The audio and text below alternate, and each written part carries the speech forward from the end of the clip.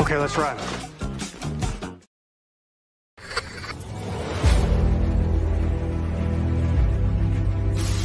Your mission, should you choose to accept it. It's a quest.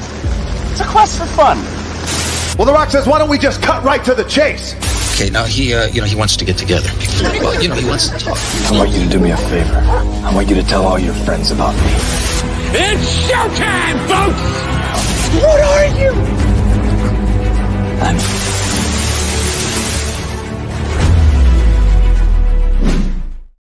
Greetings and salutations. This is, and I quote, the weekly show where we introduce you to creators from all over the world and we find out more about them by taking your questions. I am your host, Ryan of And I Quote channel, and our guest on this episode is someone we met earlier in the year at Thy Geekdom Con in the state of PA, as one might say. Please welcome a cosplayer extraordinaire who takes his cosplay way too seriously and just beats everybody else out of the water to a certain degree, depending on who you ask. He's also an MMPR fan. He's a Predator fan. He's a Marvel fan. Is there any fandom that this young man does not cover in his cosplay repertoire? You tell me. Please welcome Wakanda Forever. Tchallasheen is in the building. How you doing, sir? Sure. Thank you so much for having me, Ryan. I'm so excited to be here. We're very happy to have you here, my good friend. Now, if you have any questions for Tchallasheen as we go throughout the course of this episode, let us know in those comments. Let us know in the chat. And do not forget to like and share this with all of your closest friends. And if you are watching us live or what is known as a replay, we thank you so much for being with us, respectively. With that out of the way, Tchallasheen, as it were, when were you introduced to the world of comics? So I've known about comics. I've been into the comics since the very, very early 90s, maybe late 80s. I had a stack of comics since before I could walk and talk. Like, I didn't even know where they came from, but there was a stack of comics in a closet in my house. And to this day, I don't really know the origin of where they came from, but I had them and I read them and I fell in love with them all. A lot of X-Men, Spider-Man, Marvel at first. I didn't get introduced to DC until a little bit later, but I was a Marvel head before I could walk. Good choices, good choices. What would you say are some of your favorite comic book writers or artists? Any names stand out? Jim Lee stands out. His work in X-Men in the early 90s was just insane. I actually started drawing because of his art, because of the comics that I had. He's probably my favorite if I had to name. Todd McFarlane is another favorite as well. The work he did creating Venom and then doing Spawn and all of those guys over there. He's definitely up there too. Good names, man. We're dropping some really good names on everyone tonight. Feel free to visit your local comic shops and pick up some of these runs of these comics featuring these great classic characters. There's lots of history to choose from. Oh, yeah. They've only been around for like 80 years, which is insane. Some of them have been, at any rate. Go X-Men, for sure. And by the way, I know this may sound cheesy, but the line that's said in the trailer that was presented to us earlier in the year, to me, my X-Men. I mean, come on. So good, man. So good. I want to get a t-shirt that has that written all over it. Now, if anyone out there has any information on that, as a massive X-Men fan that Tchallasheen and I are, let us know in the comments, because I want a t-shirt that says, to me, my X-Men. It's got a bunch of the characters all over it. Maybe it's got just Cyclops on it. Doesn't matter to me. Doesn't matter. If it's got if it's X-Men related, Tchallasheen and I will gladly take it. Yes, give it up. Give it up. Throw it at us in the comments list, and let's support small businesses who are putting these things together too. Do not get me wrong on that, folks. What would you say are some of your favorite comic book based movies, specifically the movies? Specifically the movies, I'm gonna go with my all-time favorite is Infinity War. I just cannot believe what they were able to put together with Infinity War and the emotions that I had leaving that theater. Oh my God, that was everything to me. I'm also gonna say the first Blade movie, the second Blade as well. I'm gonna also have to say, believe it or not, I really like the 2004 Punisher with Thomas Jane. I don't think it gets enough credit. I really enjoyed that movie. Definitely The Dark Knight. And to kind of round it off, Civil War, Captain America Civil War. That's what really got me into the MCU, because I was a little slow getting into the MCU. Good picks, man. Yeah, you went all over the gamut here. All over the place, but But yeah, some really good ones, great picks, and yeah, Marvel's got some good stuff. I'm surprised, as a massive X-Men fan, I'm surprised you didn't name X2 or Days of Future Past. I mean, with me and the X-Men movies, ah, It's a love-hate relationship. yeah, you know, it's like, don't get me wrong, I think X2 is the best of them all. X2 is just so well done, but I think of it as a collective, and as okay. I think the franchise has dropped the ball too many times. To ruin the Phoenix Saga twice, Dark Phoenix, yeah. Yeah, they did it well in the animated series of '92, but they couldn't pull it off in live action. And they tried it not once, but they tried it twice, and they failed twice. I couldn't believe. So X-Men, it doesn't as it's my favorite team of all time. And when X-Men '97 came out, I lost my mind. And X-Men '92 is my favorite, probably my favorite cartoon of all time.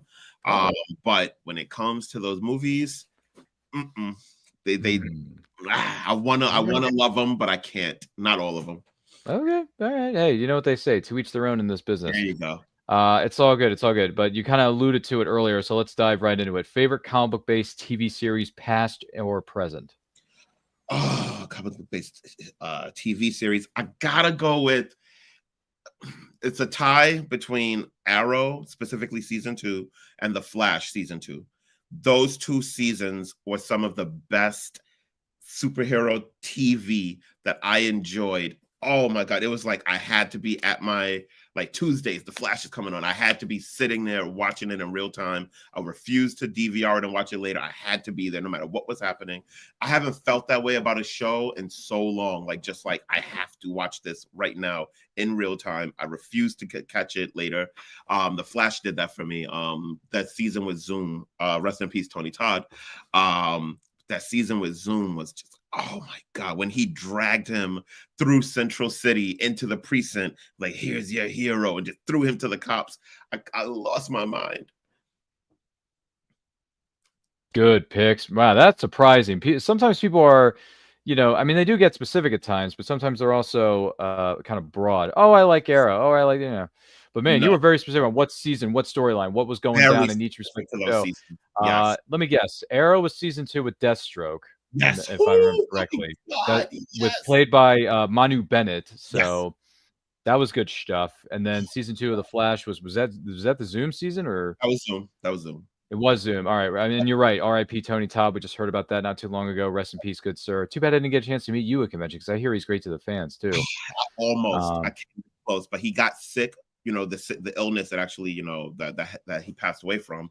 He got sick in July, and I was supposed to meet him at Garden State Comic Fest that morning, and he called it off at the last minute because he got too sick.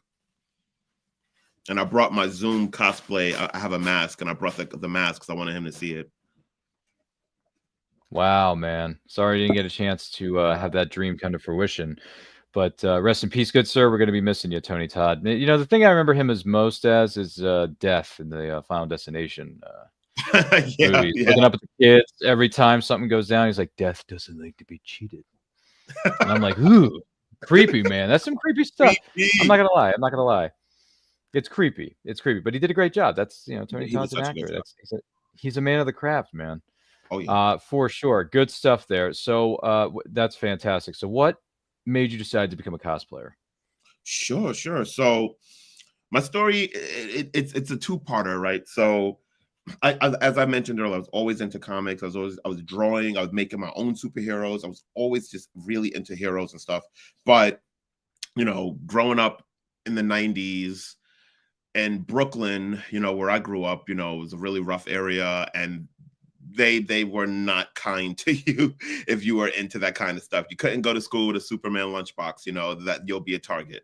That's the kind of life I grew up in. And it sucked because, I had to hide my fandoms in a lot of cases, and some of the kids who didn't hide their fandoms, those were the ones who got, bullied around. So I remember when the MCU came out, with Iron Man, and I wasn't really into it at first, Iron Man, but once I saw how it took over, and everybody, the same guys who used to make fun of the comic book nerds were going to see Iron Man movie and the Captain America movie and the Thor movie. And I was like, wait a minute, did nerd culture just become pop culture? hold up. And then, I heard about Comic-Con. I'd never been to it before. I never even knew the word cosplay, but I saw that, there was a world out there where people would dress up as these guys. And I was like, that's interesting. I don't think I'm going to do it, but that's kind of cool. And what happened was I started running these races. If you see these medals behind me, I started running these Spartan races. And the interesting thing about that was, we were running on mountains. We were jumping over fire, crawling under barbed wire, jumping off of 20-foot cliffs and stuff like that. And I used to go there in superhero apparel. Like, I would wear like a Superman shirt or a Batman shirt or whatever. And then one day I decided to take it another step, and we had to go run on a mountain. It was snowing. It was a really snowy mountain, Great Peak. And I did it as Black Panther because it was so cold that I bought the rubber mask and I had the gloves because I really did it to be, because I was cold.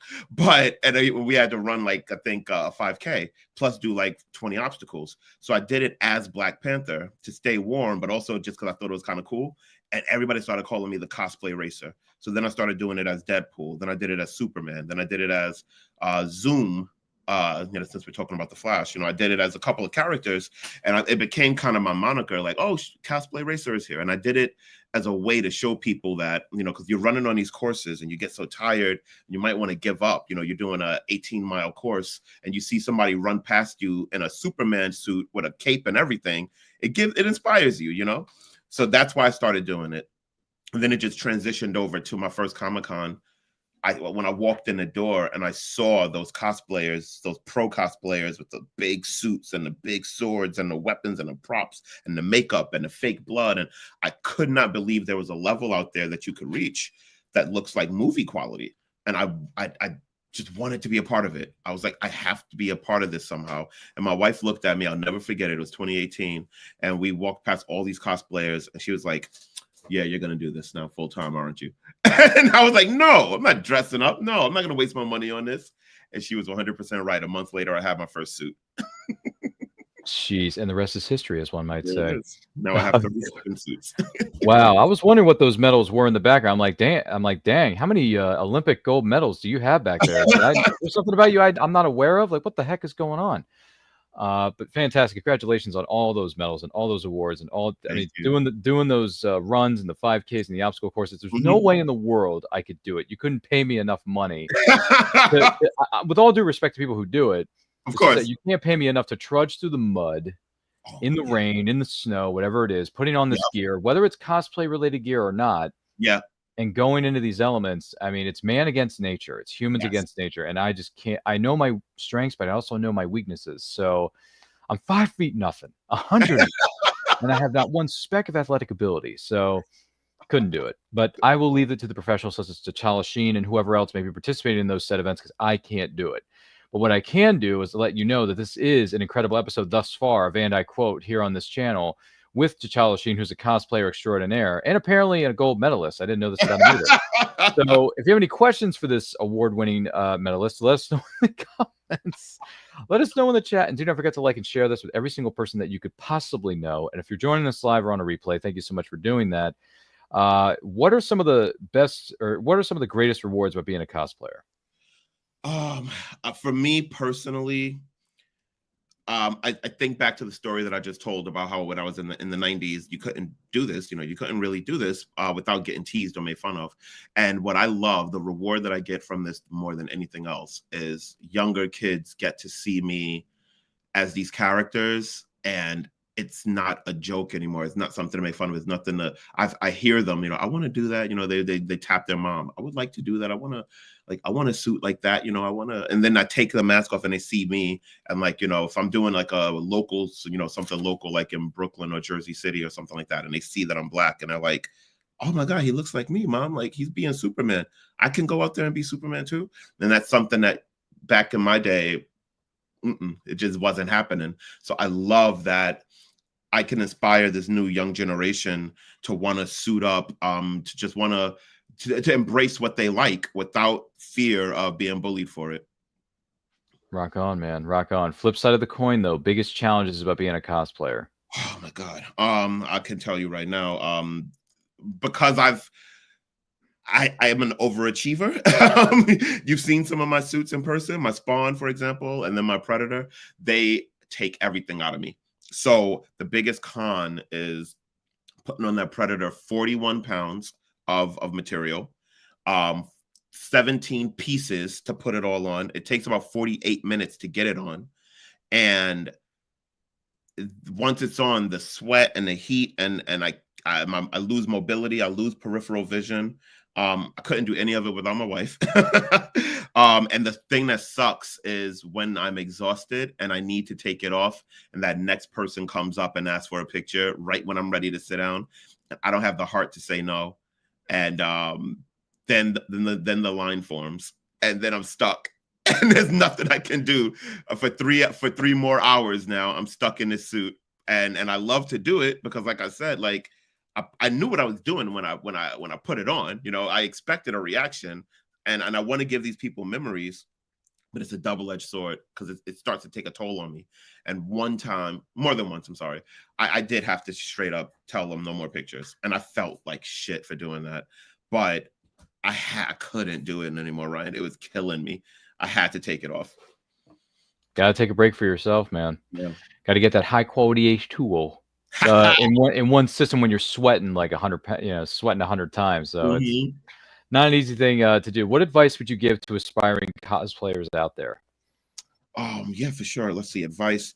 Honestly, my advice is a little unconventional, but I think it's what they need to hear, and it's going to be prepared for the jokes and the roasts and the laughs and people not getting it. Go into this already knowing that you're going to have haters. Because it comes with the territory, and if you're not ready for it, it can hurt you. I have some bad things have happened to me in cosplay with like some really negative comments, a lot, especially when I was early on into this before I knew what I was getting myself into, and nobody warned me for it. And I didn't stop, but I know a lot of cosplayers who were good, man. They were good at this, and they stopped because they weren't ready for the onslaught of the internet trolls, and they got destroyed for things that wasn't even fair, body size, race, gender. And these people were like, yo, like people are so mean, I don't even want to do this anymore. And they gave up their suits. Sorry to hear that. That is unfortunate. Social media and the internet for itself can be a very dark place sometimes. And I'm not just talking about the dark web, guys. We don't condone that here, but I will say it could get pretty messy. So just, be aware of it. Cyberbullying is real. Let's try to put a stop to that for all time's sake. And just have fun with it. Granted, I may or may not have received some of the comments that people receive at conventions, but I've cosplayed as a few different characters, and it's been a lot of fun. I mean, the reason I started was because a friend of mine encouraged me to do it. He's like, hey, why can't you do it? Why shouldn't you do it? I do it. I'm 60 some odd years old. Why can't a 30 something guy do it? Who cares what age you are? It doesn't really matter. And he's been cosplaying for, like this good friend of mine, Howie, love you, man. Hope everything's well for you in your neck of the woods. He cosplays as Indiana Jones. Oh.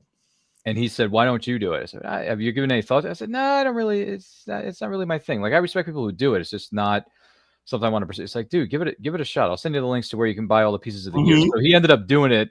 And then I went online, I bought the pieces of the costume, and then I went to a convention one time and I debuted as Indiana Jones. I had like 2 or 3 people come up to me and say, can I get a picture with you? Love it. I was like, dude, like, man, like right out of the gate, I got some guy coming up to me asking for a picture. Are you out of your mind?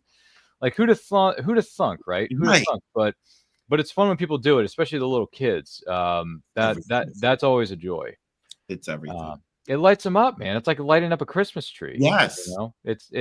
They come up to you like, whoa, it's so cool. Like, how'd you do it? How'd you put it together? Or whatever. Like, they're asking you all these questions, right?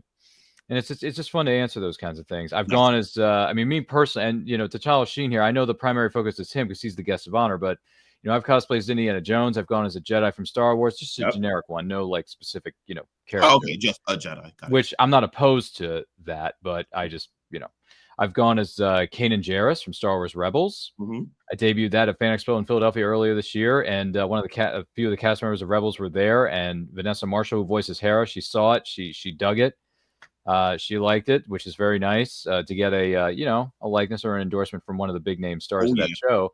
And Vanessa Marshall's done so many different voiceovers over the years. So well done, Vanessa. We love you to pieces. Let's see. I've gone as gosh, what else have I done? Oh, I went as Clark Kent from Smallville, the TV series Smallville. Yeah. Met Tom Welling, met Michael Rosenbaum. Rosenbaum said, "Hey, dude, you look good in this outfit." I said, "Thanks, man." I waited 18 years for that, man. 18 years to wear this outfit and to meet those legends of DC / Warner Brothers, because I'm a hardcore Smallville fan. Yep. So to meet Tom and Michael in the same place at the same time and to get a photo op together, which you can find on our Instagram page at And I Quote Channel. Links are down in the description. That's a moment, right? Yes. That's a moment. You can't buy that. You gotta live for it, man. Live it. Yes, I love it. And it's fun. And you've experienced these, which I'm sure you have, which segues into our next question. And before I do ask the next question, once again, this is And I Quote with Tchallasheen, the guest of honor, cosplayer extraordinaire, and apparently medalist winner. So let us know if you have any questions for him in the comments. Don't forget to like and share this. And if you're watching us live or what is known as a replay, thank you for doing so. Are there any special memories for you from being at conventions, whether you're there as a vendor or there as an attendee? Oh man, yeah. Oh my gosh, I can say so much. I think one that's going to stick out to me for this year was when I met Jonathan Majors back in September at Famous Monsters Festival out in PA. That was so special to me. I went as He Who Remains. And then and he saw me. We walked down a hallway together. His security was trying to like keep us apart, but he saw my suit, my He Who Remains suit, and he just like he let me walk with him down the hall till he got on his elevator.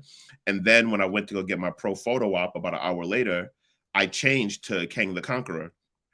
And he sees me online and he's like, "There's my twin." And when I took the helmet off, he saw that I was the same guy who was He Who Remains earlier in the day. And he was like, "Wait, you do that suit too?" And I'm like, "Yeah, it's me." And then I also do Brahma Tut and Victor Timely. So all of the characters, I try to do like most of the characters that he was doing, when he had his contract with Marvel. So he lost his mind. He loved what I was doing. And then I went to his table to just have a real talk with him. And, for the viewers watching, I don't know what your feelings are on Jonathan Majors. I don't want to get into a debate about it. But for me, I just thought that he was a phenomenal actor. And I think that what happened was very unfortunate. And I was looking very forward to seeing the Kang the Conqueror storyline, and we won't get it now. But I just wanted to give him some words of encouragement, and it actually humbled him. I just told him, what I really thought of him, what I thought of his work, what he means to me as an actor. And he got up and shook my hand and just looked me in the eye and just like whispered, like, "Thank you." And I knew it was real for him, because we all know what he's going through and what happened. And for me to be able to give him that moment meant so much to me. And again, whoever's feelings about it is, you're entitled to your opinion. But for me personally, I still consider him just a remarkable actor. And I do hope that his career can come back from everything that happened. Right, rebound from everything that's occurred. Now, despite all the behind the scenes drama, I will say I did like his performance in Creed 3. Oh my, yeah, I talked to him about that too. It was that was my introduction to him as an actor, because I watched Creed 3. I finally got around. It took me a minute though, but I finally got around to seeing it because it was released during the post-COVID whatever. A lot of stuff was going on, so I watched Creed 3 and I'm like, oh my gosh, this guy's good. Yeah, so, and it's a good movie. I mean, the Creed trilogy is solid. I mean, granted, I sort of kind of thought it was going to end at Creed 2, because that was a dang good movie. Yes. But Creed 3 comes out and I'm like, oh, so they're building upon the story a little bit more about how this Creed is going to leave his legacy. Okay, I get it. And then he deals with a ghost from his past, and he has to figure out what he's going to do. And, Tessa Thompson giving him the motivational speeches and stuff. And he's got to be there for his kid. And, the kid's getting in trouble at school and he's trying to like coach his kid about it. There's a whole lot of stuff going on in Creed 3 that I didn't expect was going to happen, but it works. It works for what it was going for.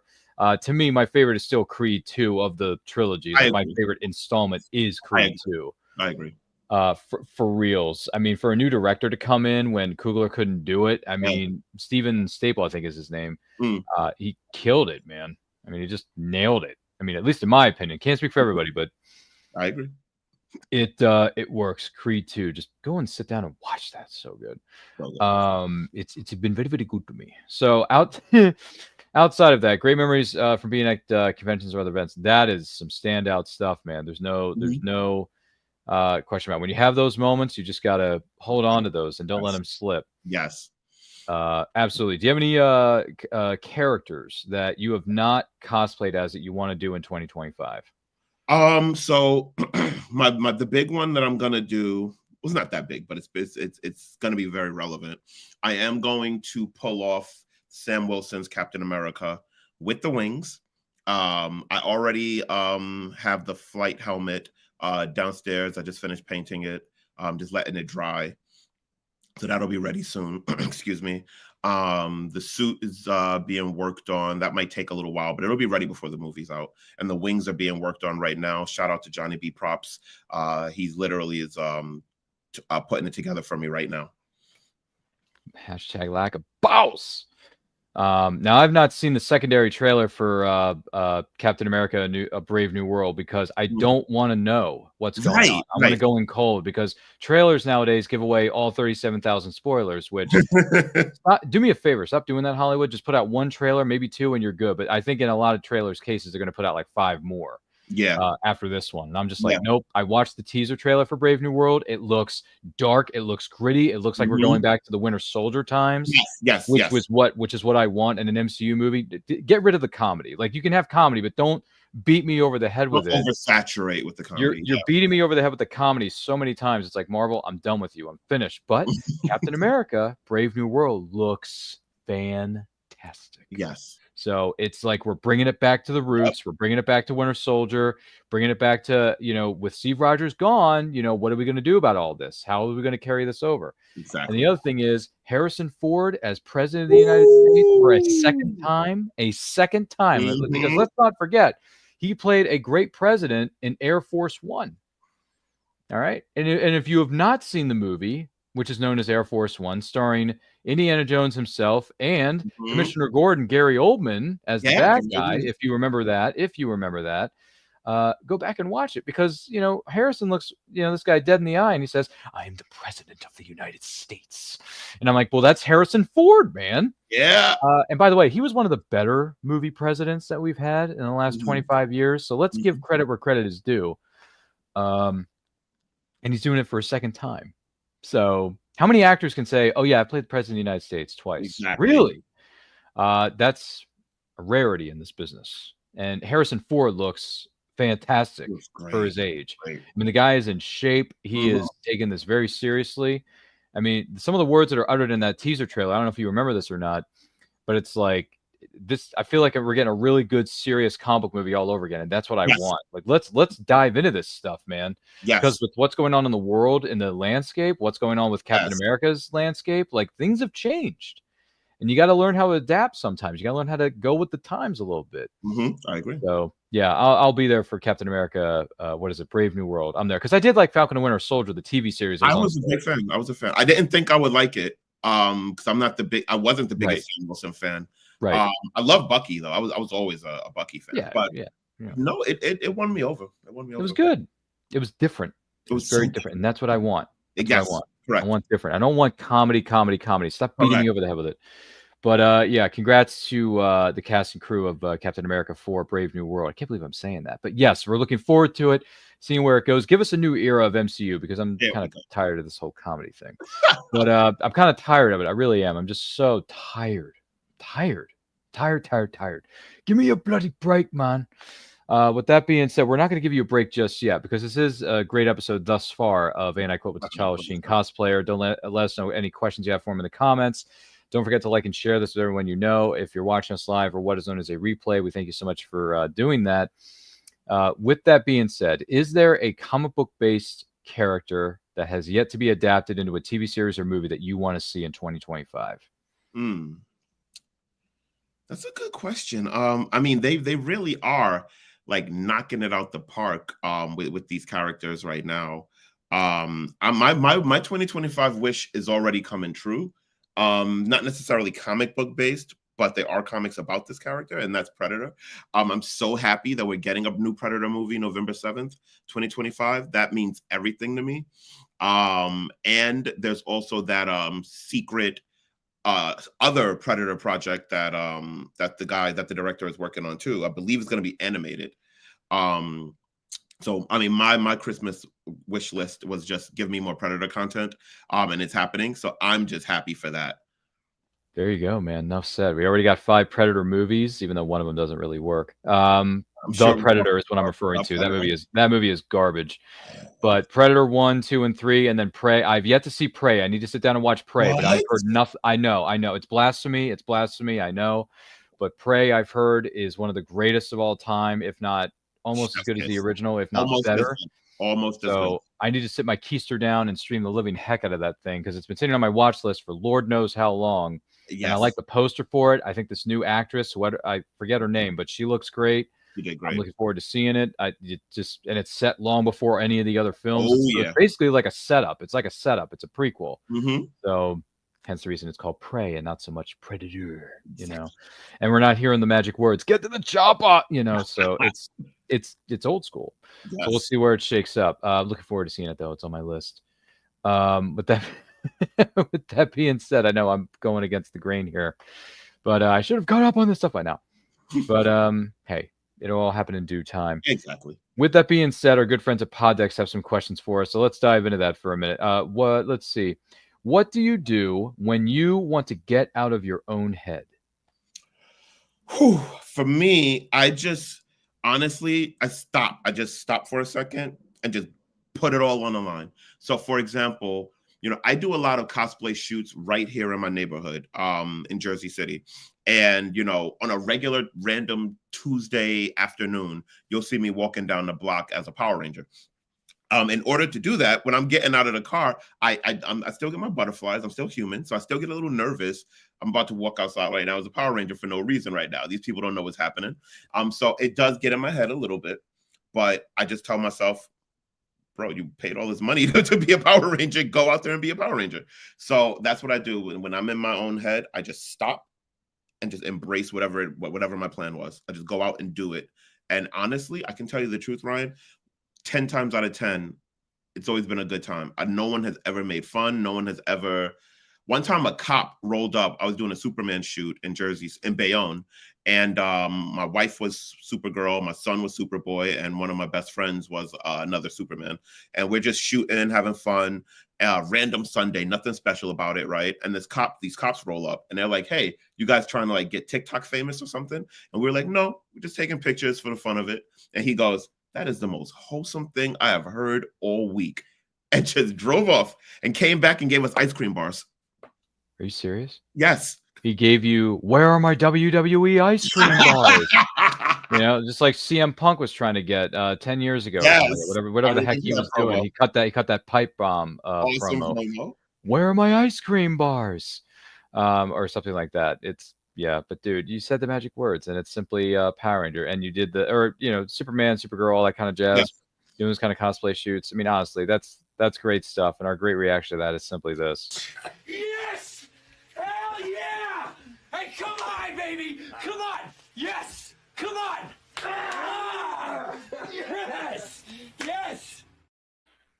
I mean, that's just great, man. That is so money. That is so money, you just don't even know it. Honestly, it's money. Fantastic stuff, man. Power Rangers.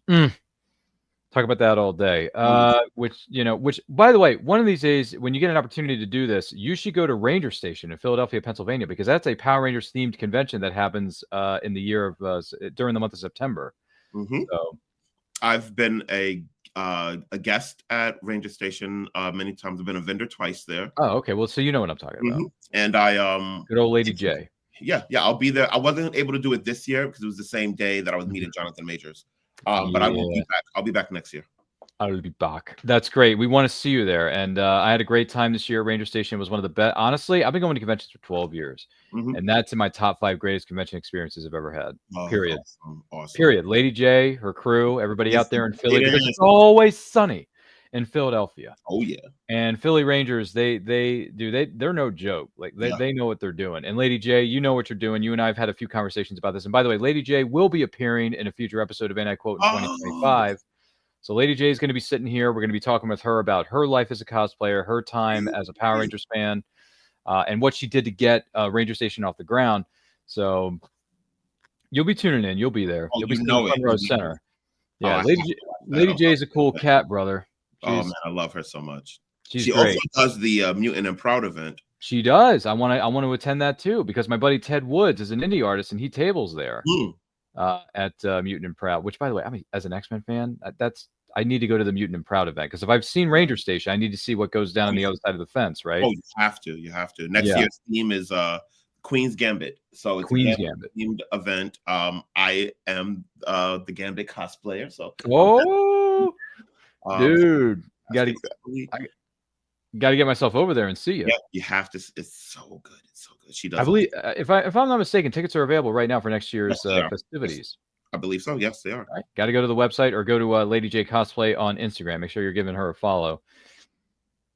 But yeah, Ranger Station was great. I met some of the best legendary Ranger actors, and Tracy Lynn Cruz did an actual shout out for this very YouTube channel that you're watching right now. Which, if the Tchallasheen wants to see that, we'll show it to him in the backstage area of our studio here a little bit later on after the show. Because we did play it earlier today on the episode of Anti-Quote with our good friend Christy of Snipsandco_ on Instagram. So good stuff. Good stuff. Absolutely. And Tracy Lynn Cruz, we love you to pieces. What a great person she is. Big advocate for those who have autism. I work with autistic adults myself, so I know what it's like. I know what it's like to be challenged. Plus, I'm autistic too. So well done, Tracy Lynn Cruz. We love you. And we love Power Rangers. But then again, who the heck doesn't? For Pete's sake. But anyway, just out of curiosity, though, if you don't mind me asking, favorite Power Ranger character? Tommy Oliver, of course. OG. Okay. Which Specifically he's played like 50 Rangers though. So which Ranger do you prefer? It's Green Ranger, but very specifically the evil Green Ranger. Ooh. So when he first started. Yes, I literally just rewatched Green with Evil, all 5 parts on Monday. Like I watched that like so often. It's bad. So I watch it so much it's bad. Yes. That's killer, man. Wow, evil Green Ranger. Okay, all right. I always preferred him as the White Ranger. I'm more of a Tiger Zord fan, with all due respect. No, there's always going to be that that divide. It's like Pepsi, Coke, Backstreet Boys. That's right. Yeah, yeah. If you like Pepsi, you like Pepsi. If you like Coke, you like it, and that's fine. There's nothing wrong with that. There's no right or wrong way to answer this question. Exactly. Well, if your favorite Ranger is Tommy, does that mean your favorite season in MMPR, or do you like another series? So I might lose points as a Ranger fan when I say what I'm about to say, but I have never gone beyond Turbo. Wow. That's a lot of history you missed out on, partner. I've kept up, behind the scenes. I've read things, and I kind of know what happens, and I did go back and see the Psycho Rangers because I heard that saga was great. So I did see that. I did see when Tommy came back as the Black Dino. I saw the whole Master Morpher, so I know bits and pieces. I saw Forever Red, of course.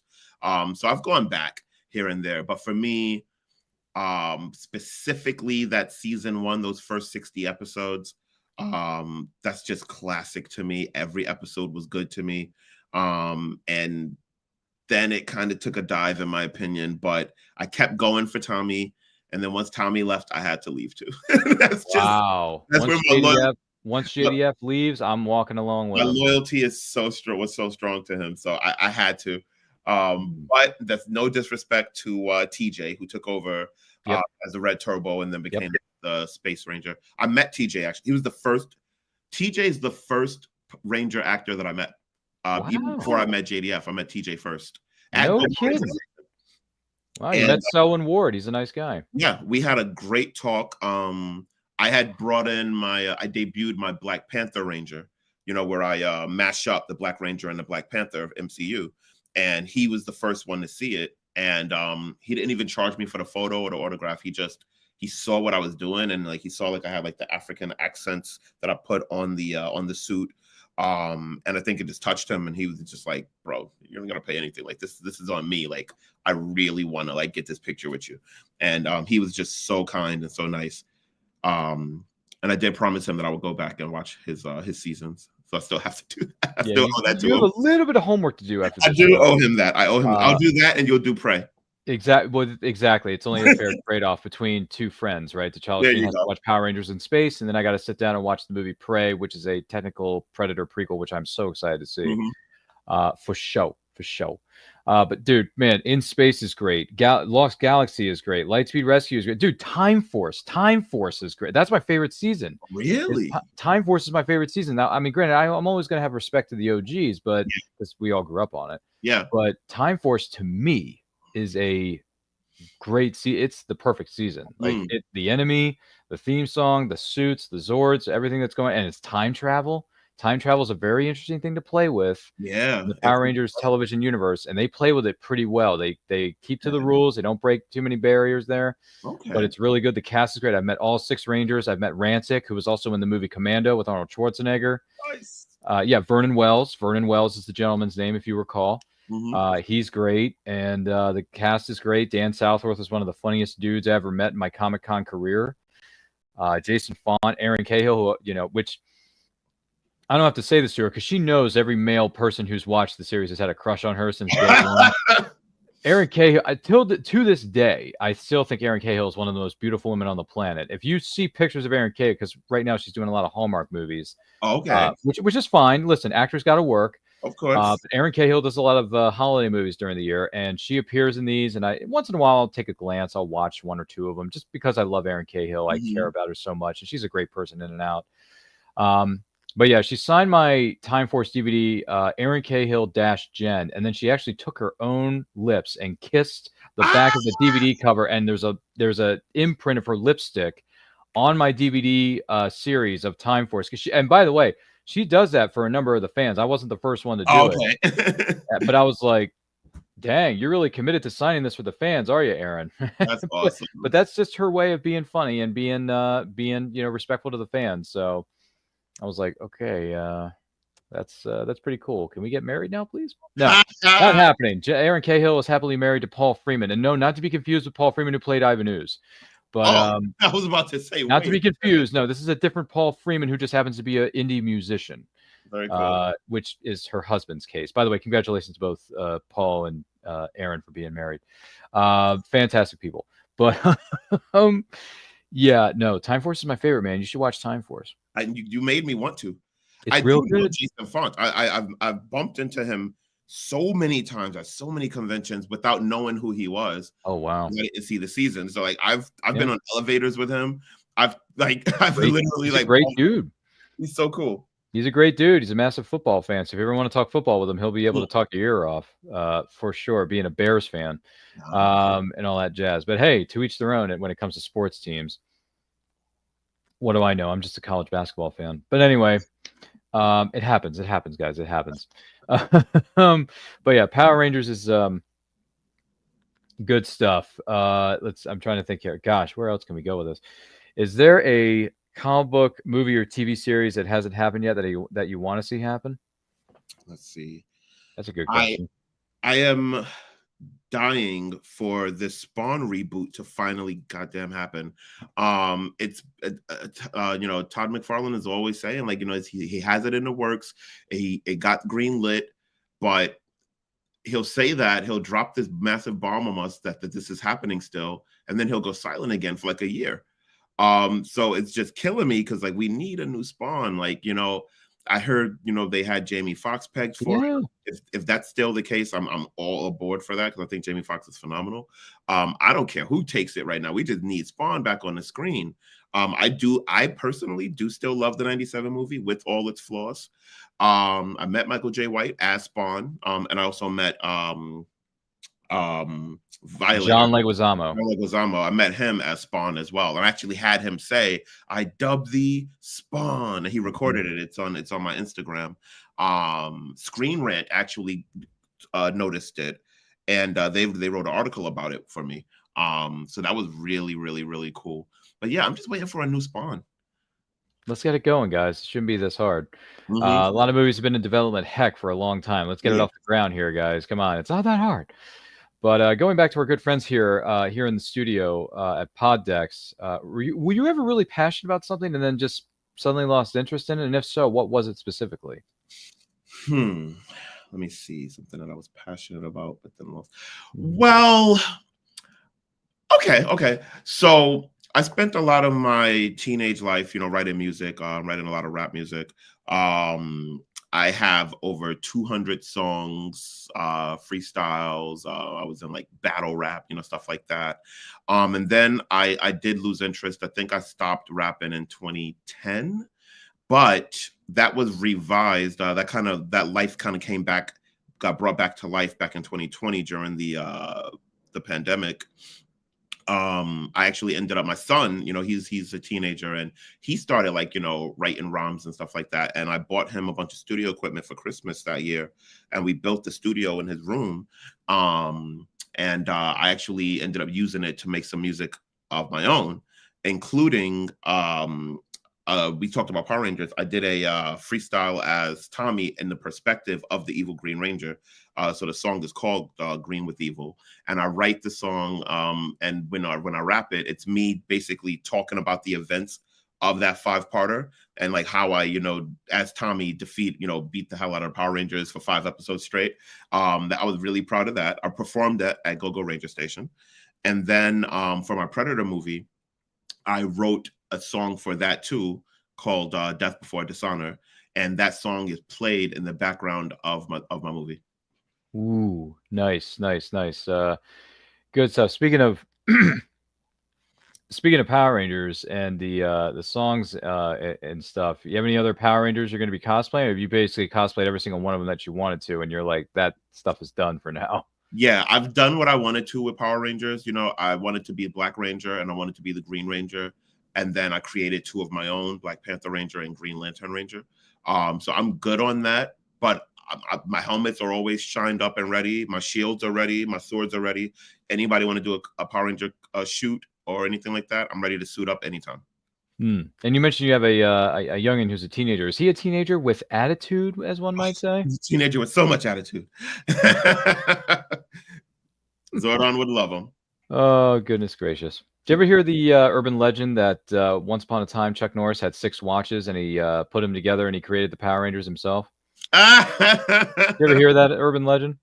I've never heard that one. Yeah, once upon a time, Chuck Norris had these 6 watches, and all of a sudden he created something. He called them Teenagers with Attitude, and they just suddenly became the Power Rangers. So I guess we can thank Chuck Norris for that. Way to go, Chuck Norris. And I thought you going up against Bruce Lee in that one movie one time was something else, but crazy. It was crazy. Do you like to plan things out in detail or just be spontaneous? I'm all about detail. I am all about detail, but I can shift to spontaneous. Like, if I'm in the moment, like, if something crazy happens, like a good example I can give you, at Famous Monsters Festival, we were in the cosplay contest, and it was different from any other cosplay contest I've ever been in, because it was about performance more so than just about your suits. So I have this big, heavy Predator suit on, again, 41 pounds. The head alone is 21 pounds. And they were like, the pot was for $500 and only one winner. There was no second or third place. And they go, all right, everybody who advanced to the 3rd round, this is how we're going to determine a winner, a dance off. And they put on some music that, it was not dance music. It was like some country music, maybe. I don't know. I don't know the genre, to be honest with you, but it wasn't really music that I can dance to. So I had to just imagine the kind of music that I, some hip hop in my head. And I just started dancing to that in my own head. But I'm as Predator, dancing and grinding all over the place and getting crazy, getting low. And like the mobility that I did not know that I could pull off with that suit, that was spontaneous, I planned to just kind of walk around, do my Predator stuff, take off the mask and scare people. And I thought that would be how I would get the win. But I needed to dance. And man, did they leave that song playing for a while. I think I was dancing for like 3 minutes straight before they finally gave me the win. Wow. That's cuckoo for Cocoa Puffs. If I do say so myself, gee willikers. Wow. Congrats on that, by the way.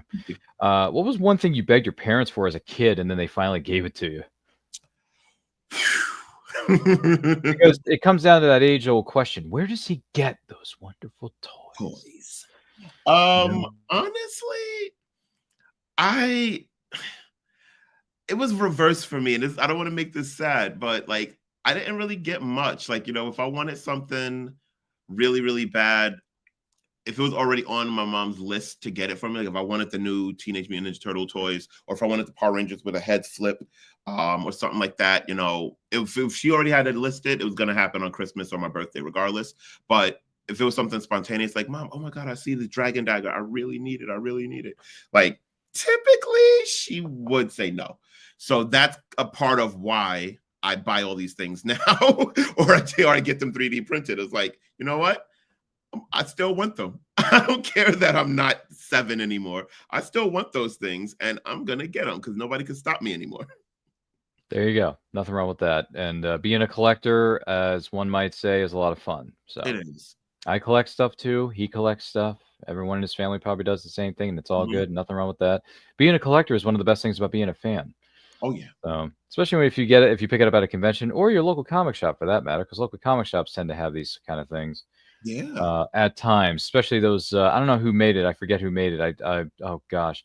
But the Power Ranger statues, the one where the Red Ranger's standing on top of the power coin, he's got the sword pointed down. I've seen that. Yeah. I have that, and it's one of the best things I've ever seen. Yeah.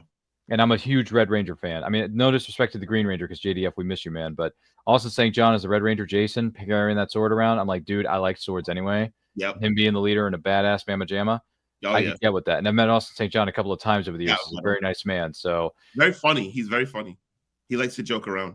He does, yeah. He's cool to hang around with. So if you ever get a chance to see Austin St. John at a convention, plus I always liked him as Zeo Gold. I mean, my gosh, yes, dude, yes. Pyramidas and the Gold Ranger, and he had his own theme song. Yeah, so, nothing wrong. Which, by the way, that's one of the best things about the '90s is the music. I mean, just Ron Wasserman, who, by the way, composed a lot of the theme songs that we love today.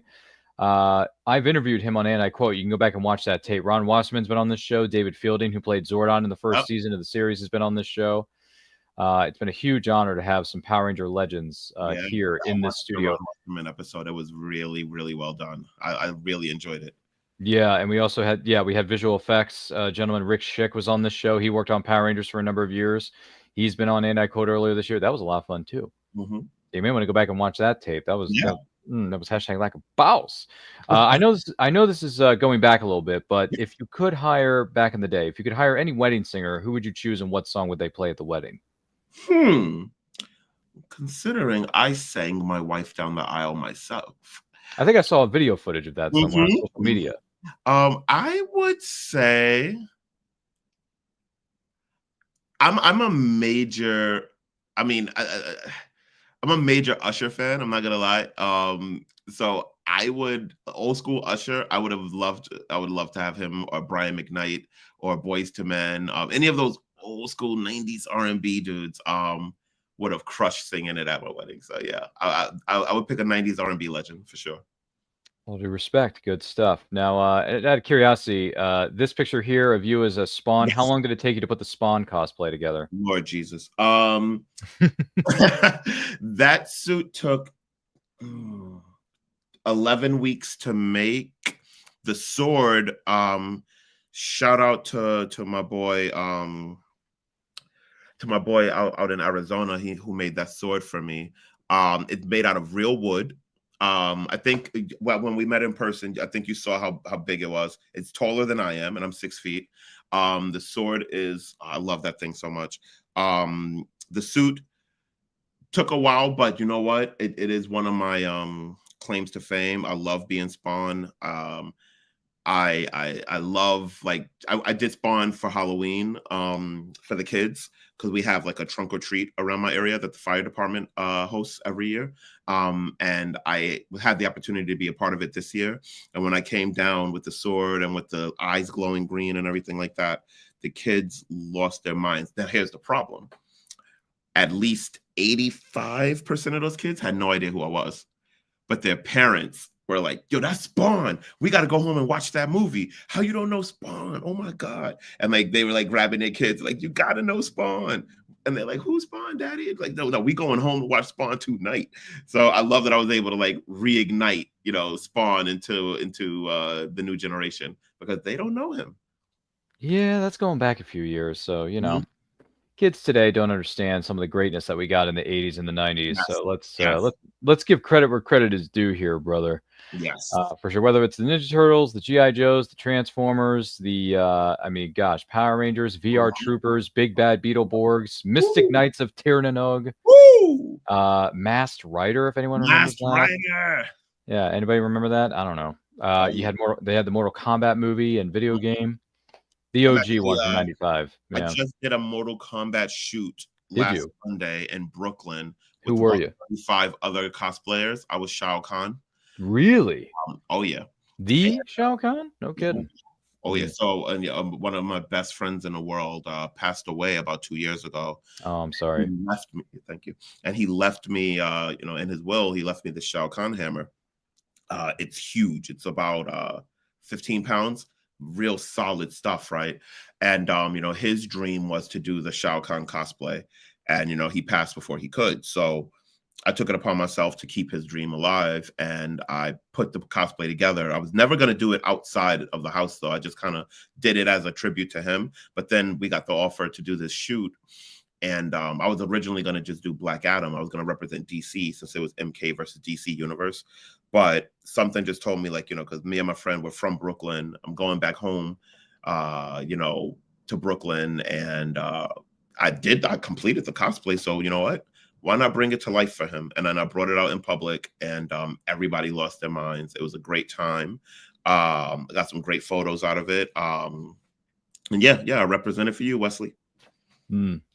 Well done, good sir. Well done. Great tribute to a friend and keeping the character and the legacy of those properties alive, for sure. Now, during this shoot, did you guys have the Immortals playing in the background? The MK theme song. Of course, come on! It played the whole time we were shooting. And it was a very busy part of Brooklyn. We were under the Brooklyn Bridge. Oh, jeez. There were so many tourists. And they had no idea what we were doing. They didn't know what was happening. They had no idea. And I'm telling, we're walking on these suits. You see Sub-Zero, you see Baraka with the fangs and the spikes and everything. Melina, they had Jade, they had Raiden, obviously. Katana was there. There were like 3 Melinas. There was everybody was there. It was crazy. Liu Kang's reptiles. We had a Liu Kang. We had a reptile. We had a dude dressed as an actual reptile. He did the full transformation. There was 3 versions of reptile there. The ninja version, half ninja, half monster, and then full monster. It was nuts. And I didn't realize, I'm going to tell on my wife right now, but I didn't realize that she didn't know Mortal Kombat. She's played the video game, with me and my son sometimes, but she didn't really know Mortal Kombat like that. So she came as a DC character. She was Batwoman and she killed it. But once she saw all these Mortal Kombat people, and I played the song for her during the whole drive there on repeat, she was like, I want to learn more about Mortal Kombat. So tonight, after we wrap this up, I'm actually gonna put her on to the first movie from '95. Yo, and that's gonna be her first time seeing it, right? Her first time ever seeing it. Dude, I wish the studio audience, myself, anyone else who's watching or listening to this episode of And I Quote, don't forget to like and share this to everyone you know, could be a fly on the wall. It's gonna be crazy to see her reaction to how great, how much of a masterpiece that '95 film is. Which, by the way, fun fact for those of you watching or listening to us at home right now, Mick Strawn, who was one of the production designers of that movie, has been on this show. Oh my God. And he spoke to us about what it was like to work on the set of '95's Mortal Kombat, because before that, he was working on the Nightmare on Elm Street franchise for New Line Cinema. Wow. So, yeah, and I think the one he enjoyed working on the most, give it a minor spoiler for that interview that we did with Mick Strawn, but just a minor spoiler. I think his favorite one to work on was Nightmare on Elm Street 3, Dream Warriors. My favorite one. So feel free to go back and watch the interview with Mick Strawn. He's got some stories about Mortal Kombat. Here's another one for you. We did a 25th anniversary, I believe it was. Was it 25th? Was it 25th? No, it wasn't 25th. Excuse me. 20th anniversary watch along of Mortal Kombat from 1995 during the lockdown. And we had both Mick Strawn and Daniel Pesina. Who was one of the models for the characters for the video game and worked on the video game too. Yeah, Master Pesina was his name. So don't worry, Tchallasheen. I'll send you the link in the DMs. I'll send you both interviews with Mick Strawn and then the one with Mick Strawn and Master Pesina. So, or Daniel Pesina, I believe it is. So, check it out. It was a lot of fun. If you're a Mortal Kombat fan, I think we get a really good kick out of those episodes, both And I Quote and the movie watch along episode that we did of Mortal Kombat. So good times, man. Good times. Mortal Kombat, very good times. And those were $500 sunglasses. You know what? Sorry, try not to start. But you know where I'm going with this. Oh yeah. Dude, I can't wait to text me what's going on. Like, let me know a reaction. I'm very excited to have a first timer watch this movie. Man, I wish Anna Channel could get the exclusive on this. I'm sorry. I wish I would have known about this weeks ago, because then we would have been able to get it going. Potentially. Not to give too much away, but it's a fun movie. You'll enjoy it. Yeah. So the missus, if you're watching this, you're going to enjoy the movie. I hope you do, and please let us know your thoughts afterwards. You can text us in the DMs. You can do it here on this show. Doesn't matter if she's willing to be on camera and talk to us as a family. We could talk about it as a family. Doesn't matter to me.